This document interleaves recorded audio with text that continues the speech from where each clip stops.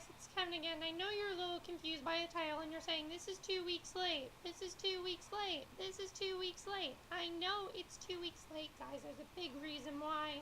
I kind of stopped watching Teen Wolf just because I forgot to watch it.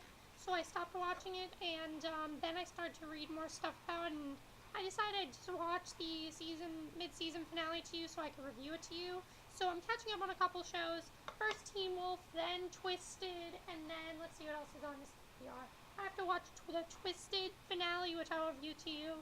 I have to watch the Wilfred, I think the Wilfred season finale is tonight. I'll watch that. And that's basically, Brickleberry, It's Always Sunny in Philadelphia, and The League. I have to watch those too. So I'll get all those done for you today. But first, let's just get to this review of the Teen Wolf mid-season finale called Lunar Eclipse, I believe is what it was called. Yeah, I think it was called Lunar Eclipse. Now, this episode, the one thing that I will say is that this season for me has been pretty mixed. But overall, I did enjoy this episode. I thought it was good. But there was a lot of stuff that I was very surprised that happened. First of all, let's just get to the main stuff with Jenifer and the Duroc. I was really confused here because how did she become this Duroc? I really didn't watch the other episodes.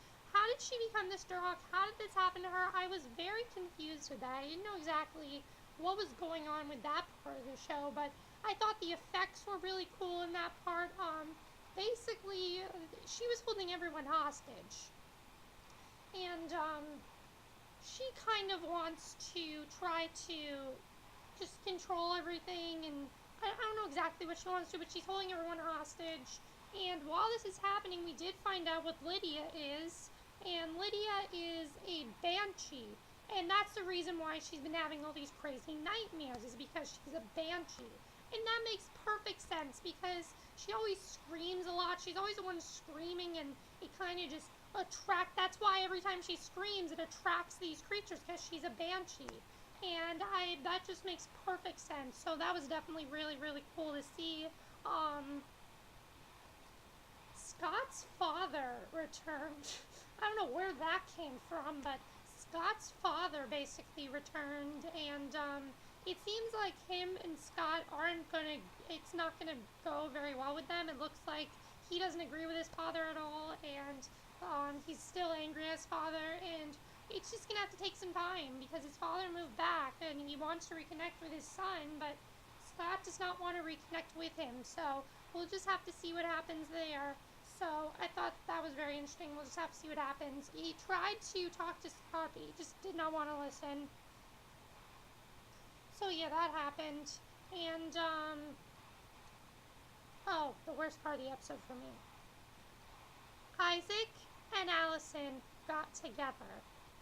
I can kind of see why they're doing this, but I'm not happy, because now we're going to have this love triangle between Isaac, Allison, and Scott. And he doesn't seem upset about it, but I'm sure he's going to be upset about it later.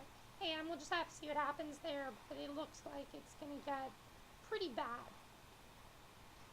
So yeah, that basically happened. Also, we saw that Lydia is in love with one of the twins. I thought you liked Styles. Didn't you get Styles in the last episode?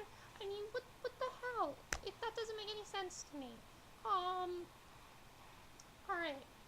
What else happened? Let's just get to the biggest parts. First of all, with the Duroc, Jenifer, of course, was, I believe, scratched or burnt or something. No, she got stabbed across the neck, and, her necks broke, as well as the twins. Both of the twins, Aiden and Ethan, their necks broke as well. So their necks are broken, and she basically is powerless. So Scott thinks that he's the alpha, and Derek kind of ends up giving up all his powers, and he gives them to Scott. Scott thinks he's the alpha, and I really loved the little narration that was there, all about Scott, and, all about how he just looks at his friends, and he wants to think of himself as a normal, have a normal life for once.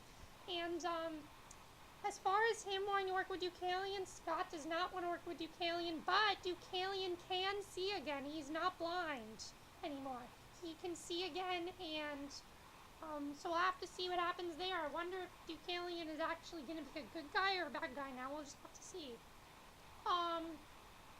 Allison's father and Allison kind of are starting to think of a new strategy. Basically, Allison decided, sorry, Allison decided that basically, why did I say Alan? Allison decided to her father basically that she basically says how I want to come up with a new way of hunting these wolves. We'll only hunt the ones that hurt us. And it kind of seems like Allison's kind of becoming the more, they now have more teamwork. So we'll just have to see what'll happen. And yeah, so that's basically what happened. And the last part of the episode, biggest part, Peter is actually the alpha. Scott's not the alpha. Peter is now the alpha, and he wants to try to take over. So that's it for this review. I hope you enjoyed it. And overall, it's been a pretty good season. And I'm sorry this was delayed. I just got to watch it though. But that's it for this review. I hope you enjoyed it. I'll see you guys in the next video. Okay, bye.